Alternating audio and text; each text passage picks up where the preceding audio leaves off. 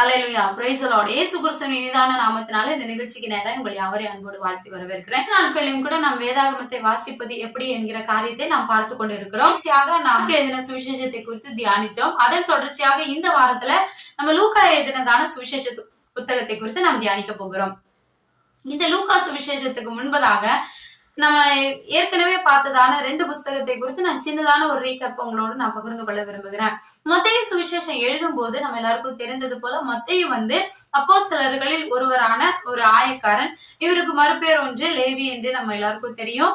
மத்தேயு சுவிசேஷத்துல கிட்டத்தட்ட 28 அதிகாரங்கள் இருக்கிறது, 1701 வசனங்கள் இருக்கிறது. இந்த மத்தேயு இயேசு கிறிஸ்துவை பற்றி எழுதும் போது அவர் யூதர்களின் ராஜாவாக இயேசு கிறிஸ்துவை வெளிப்படுத்துவாரு. அப்படியாக நம்ம பார்த்தோம். மத்தேயு எழுதின சுவிசேஷ புஸ்தகத்தை நீங்க பார்க்காதவர்கள் இருப்பீர்களானா நீங்க சென்று பார்த்துட்டு வந்தீங்கன்னா நிச்சயமா இது உங்களுக்கு பிரயோஜனம் உள்ளதா இருக்கும்னு நான் விசுவாசிக்கிறேன். அதன் தொடர்ந்து மார்க்குடைய சுவிசேஷ புஸ்தகத்தை நாம் தியானிக்கும் போது அதுல 16 அதிகாரங்கள் இருக்கிறது, 678 வசனங்களும் அதுல குறிப்பிடப்பட்டிருக்குது. மார்க் தன்னுடைய சுவிசேஷத்துல எழுதும் போது இயேசு கிறிஸ்துவை ஊழியக்காரனாக அவர் காண்பிப்பாரு. அதன் தொடர்ந்து இன்றைக்கு லூக்கா எழுதின சுவிசேஷத்தை குறித்து பார்க்கும்பொழுது இதுல 24 அதிகாரங்கள் இருக்கிறது, 1171 வசனங்களும் இருக்கிறது. இன்றைக்கு நம்ம இந்த லூக்கா புஸ்தகத்தை குறித்து நம்ம பார்க்கலாம். மத்தேயு எழுதும் போது இயேசு கிறிஸ்துவை ஒரு யூதனுடைய ராஜா என்று வெளிப்படுத்தியிருப்பாரு. மார்க்கே எழுதும் போது இயேசு கிறிஸ்துவை ஒரு போதகராக ஒரு ஊழியக்காரராக வெளிப்படுத்தியிருப்பாரு. இந்த லூக்கா எழுதும் போது இயேசு கிறிஸ்துவை ஒரு மனுஷகுமாரனாக வெளிப்படுத்துகிறாரு. இன்றைக்கு நம்ம இந்த லூக்கா சுவிசேஷ புஸ்தகத்தை குறித்து தியானிப்பதற்கு முன்பதாக இந்த லூக்காவை குறித்து நம்ம பார்க்கலாம். இந்த லூக்காவை குறித்து நம்ம பார்த்தோம் அப்படின்னா இவர் அப்போஸ்தலர்கள் ஒருவர் கிடையாது, இயேசு கிறிஸ்துவோட நடந்தவரும் கிடையாது. அதனால இவரை குறித்துதான எந்த டீட்டெயில்ஸுமே வேதாகமத்துல குறிப்பிடப்படலை. இவருடைய ஃபேமிலி பேக்ரவுண்டோ, இவர் எப்படிப்பட்டவர், இவர் எப்படி வளர்ந்தாரு, இவர் எந்த குடும்பத்துல இருந்து வந்தாரு அப்படிங்கிற எந்த ஒரு தகவலுமே வேதாகமத்துல கொடுக்கப்படல. அதே போல உலக காரியத்திலே ஹிஸ்டாரிக்கலா பார்த்தோம் அப்படின்னா ஹிஸ்டாரிக்கலாயும் இவரை பத்தினான டீட்டெயில்ஸ் அதிகமா இல்ல. சோ அப்படி இருக்கும்போது இவரை பற்றி நமக்கு அதிக விஷயங்கள் தெரியாது. தெரிந்த ஒரு சில காரியம் வைத்துக் கொண்டு நம்ம இந்த புஸ்தகத்துக்கு நேரம் கடந்து போகிறோம். முதலாவது இந்த லூக்காவை குறித்து நம்ம பார்க்கும்போது இவர் சீரியாவில் உள்ள அந்தியோகியாவில இவர் பிறந்தாரு. தீத்துனுடைய சகோதரன் என்று ஒரு சிலர் சொல்றாங்க. இவர் பிலிப்பு பட்டணத்துலதான் இவர் வசித்து வந்தாரு. இவரை குறித்ததான வேற அதிகமான டீட்டெயில்ஸ் வேற எதுவுமே இல்ல. வேதத்துல சொல்லப்படுகிறது போல இவர் வைத்தியன் என்று நம்ம பார்க்கிறோம். அப்போஸ்தலனாகிய பவுல் தன்னுடைய கடிதங்களை எழுதும் போது அந்த கடிதத்துல எழுதியிருப்பாரு, எனக்கு பிரியமான என் வைத்தியன் ஆகிய லூக்கா அப்படின்னு சொல்லி எழுதியிருப்பாரு.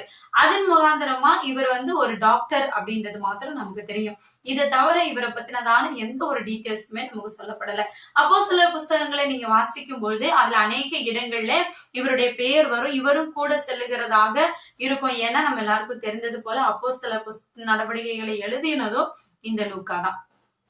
இந்த லூக்காவை பத்தினதான வேற எந்த தகவலுமே நமக்கு கொடுக்கப்படல. வேதத்தின் மூலமா நம்ம இவரை குறித்து நம்ம பார்த்தோம் அப்படின்னா இந்த லூக்கா ஒரு புறஜாதியான மனுஷன். இவர் இயேசு கிறிஸ்துவோடு கூட நடக்கல. அவர் ஊழியம் செய்யும் போது அவரை எனக்கு தெரிஞ்சு அவரை பார்க்கல அப்படின்னு தான் நான் நினைக்கிறேன். ஏன்னா இந்த புஸ்தகத்தை அவர் எழுதும் போது அவர் சொல்லுவாரு, நான் இது எல்லாத்தையும் கேட்டு அறிந்து நான் இதை எழுதுறேன் அப்படின்னுவாரு. அப்பனா ஏசப்பா செய்யற எந்த அற்புதத்தையுமே இவர் கண்ணால பார்க்கல. சோ இயேசு கிறிஸ்துவே அறியாதவரா தான் இருந்திருக்காரு. ஆனாலும் ஒரு புறஜாதியான ஒரு மனுஷன். இவர் முதல் முறையாக துரோவா பட்டணத்துல இருக்கும் போது அப்போஸ்தலனாகிய பவுலை சந்திக்கிறாரு. இது அப்போஸ்தல நடவடிக்கைகள் 16வது அதிகாரத்துல 10வது வசனத்துல நம்ம வாசிக்க முடியும். அப்போஸ்தலனாகிய பவுல் துரோவாவில இருக்கும் பொழுது அவருக்கு ஒரு சொப்பனத்துல ஒரு தரிசனம் உண்டாகிறது.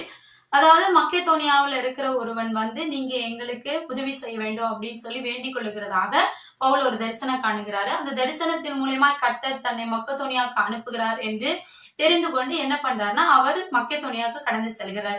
அவர் போகும்போது சீலாவை அழைத்து கொண்டு போகிறார். அவர்களோடு கூட இந்த லூக்காவும் அவர்களோடு கூட இணைந்து ஊழியத்திற்கு கடந்து செல்கிறார். தொடர்ந்து நம்ம அப்போஸ்தல நடவடிக்கைகள்லாம் வாசிக்கும் போது நாங்கள் போனோம், நாங்கள் சென்றோம், நாங்கள் பார்த்தோம், நாங்கள் இப்படிப்பட்ட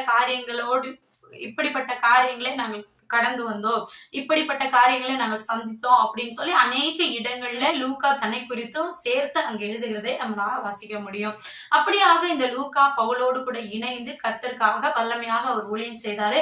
பவுலுடைய எல்லா சூழ்நிலையிலுமே பவுலோடு கூட அவர் இருந்ததை நம்மளால பார்க்க முடியும். அப்படி அங்க போய் அங்க பவுலும் சீலாவும் கர்த்தருடைய ஊழியத்தை செய்யறதுல நம் நிருபங்களை குறித்து தியானிக்கும் பொழுது நம்ம அதை குறித்து வாசித்தோம். மக்கெதோனியாவுக்கு அவங்க போகும்போது அங்க பிரச்சனைகள் கிளம்பி பவுலையும் சீலாசை என்ன பண்றாங்கன்னா சிறைச்சாலையில அடைக்கிறாங்க. அப்படி சிறைச்சாலையில அடைக்கும் போது அவங்க வந்து கர்த்தரை பாடி ஆராதிக்கிறாங்க. அப்படி ஆராதிக்கும் போது அங்க ஒரு பெரிய ஒரு அற்புதம் நடக்குது. சிறைச்சாலை தலைவன் ரட்சிக்கப்படுகிறான். அதன் மூலமா பவுலையும் சீலாவையும் வெளியே சிறைச்சாலையிலிருந்து விடுதலை பண்ணுகிறாங்க. விடுதலை பண்ணும்போது அங்க இருக்கிற சகோதரர்கள் எல்லாம் என்ன சொல்றாங்கன்னா, நீங்க இங்க இருந்து போயிருங்க அப்படின்னு சொல்றாங்க. அப்ப என்ன பண்றாங்கன்னா, இந்த பவுலும் சீலாவும் மாத்திரம் லூக்காவே அங்கேயே விட்டுட்டு இவங்க என்ன பண்றாங்கன்னா, இவங்க கிளம்பி போயிடுறாங்க. சோ இவங்க மட்டும்தான் போறாங்களே தவிர லூக்கா இவங்க கூட போகல. மறுபடியும் இவங்க ஊழியத்தின் காரியத்தை முடித்து விட்டு 2வது விசை அவங்க மக்கெதோனியாவுக்கு வரும்போது அவர்களோடு கூட இந்த லூக்காவும் இணைந்து கொள்கிறார். த்ரோவாவிலே இவர்கள் கிட்டத்தட்ட 7 நாட்கள் அங்கே இருந்து ஊழியம் செய்து கொண்டிருக்கிறாங்க. அப்படி 7 நாட்கள் அங்க இருக்கும்பொழுது ஒரு பிரசங்கம் கேட்டுக்கிட்டு இருக்குமோ இரவுல நைதீரோ என்கிறவன் மாடி மேல இருந்து கீழே விழுகிறான். அவன் கீழே விழுந்து மரித்து போகிறான். மரித்து போகுது அப்போஸ்தலனாகிய பவுல் அவனை ஜீவனோடு எழுப்புகிறாரு. இதை வந்து அப்போஸ்தல நடவடிக்கைகள் 20வது அதிகாரத்துல நம்மளால வாசிக்க முடியும். இந்த காரியங்கள் நடக்கும் போது இந்த வைத்தியனாகிய லூக்காவும் அந்த இடத்துல இருக்கிறாரு. சோ தன்னுடைய கண்ணால கர்த்தர் பவுலை கொண்டு செய்கிறதான அற்புதங்களை பார்த்து கொண்டு இருக்கிறார். தொடர்ந்து பவுலுடைய எல்லா ஊழியங்கள்லயுமே இந்த லூக்காவும் கூட இணைந்து கொண்டு அவரோடு கூட அநேக இடங்களுக்கு ஊழியமாய் செல்கிறார். ஆசோர் பட்டணத்திற்கு பவுலுக்கு முன்னாடி இவங்க போய் பவுலுக்காக காத்திருக்கிறாங்க. பவுல் தரை வழியா வருகிறாரு. இவங்க கப்பல் வழியா போயிட்டு முதலாவதாக உட்கார்ந்து பவுலுக்காக காத்து கொண்டு இருக்கிறாங்க. அதே போல எருசலேமுக்கு போகிற காரியமாகட்டும், பவுல் செல்லுகிற எல்லா இடங்கள்லயுமே இந்த லூக்காவும் கூட சேர்ந்து போகிறது நம்மளால இந்த அப்போஸ்தல நடவடிக்கைகளை வாசிக்கும் பொழுது நம்மளால பார்க்க முடியும். இந்த லூக்காவும் பவுலுமாக இணைந்து கொண்டு பவுலோடு இணைந்து கொண்டு அநேக இடங்களுக்கு ஊழிய பிரயாணமாய் கடந்து செல்கிற இடத்துல பவுலோடு கூட இருந்து அநேக காரியங்களை கற்றுக்கொள்கிறார். அதன் தொடர்ந்து கடைசி நாட்களான எருசலேம்ல பவுல் சந்தித்ததான அந்த 2 வருடங்களா எருசலேம்ல அவர் சிறைப்பட்டு வைத்திருந்த அந்த நாட்கள்ல எல்லா நேரத்திலையுமே இந்த லூக்கா பவுலோடு கூட இருந்ததாக நாம் பார்க்க முடியும். அவருடைய கடைசி நாட்கள்லயும் கூட நம்ம எல்லாருக்கும் தெரிந்தது போல பவுலுடைய கடைசி கடிதம் எதுன்னு பார்த்தோம்னா 2 தீமோத்தேயுக்கு எழுதினதான நிருபம் தான். அந்த நிருபத்திலையும் கூட கடைசியா அவர் எழுதும்போது அவர் எழுதுவாரு, லூக்கா மாத்திரம் என்னோடு கூட இருக்கிறான் அப்படின்னு சொல்லி எழுதுவாரு. சோ கடைசி தருவாயிலையும் தன்னுடைய ஜீவன் போகிற அந்த கடைசி தருவாயிலையும் கூட இந்த லூக்கா பவுலை விட்டு மாறவே இல்லை. எல்லா சூழ்நிலையிலுமே பவுல் மீது வைத்திருந்த அவர் பவுலோடு கூட இருக்கிறாரு. இதன் மூலமா அவர் பவுலை எந்த அளவுக்கு அவர் நேசித்தார் என்பதை நாம் பார்க்க முடியும். மெயினா நமக்கு எல்லாருக்கும் தெரிந்தது போல அப்போஸ்தலனாகிய பவுல் ரோம குடியுரிமை பெற்றவர். ஆனா இவருக்கு அந்த குடியுரிமைகள் எதுவுமே இல்லை. அப்படி இருந்தா கூட ராயனிடம் விசாரிக்கும்படி பவுலை ரோமபுரிக்கு கொண்டு செல்கிறார். பவுலுக்கு இருப்பது போல ரோமபுரியின் குடியுரிமை எதுவுமே இந்த லூக்காவுக்கு இல்லாவிட்டாலும் பவுலை அழைத்து செல்லும் போது இந்த லூக்காவும் என்ன பண்றாரு, அவர்களோடு கூட சேர்ந்து கப்பல்ல அவர் கடந்து செல்கிறாரு.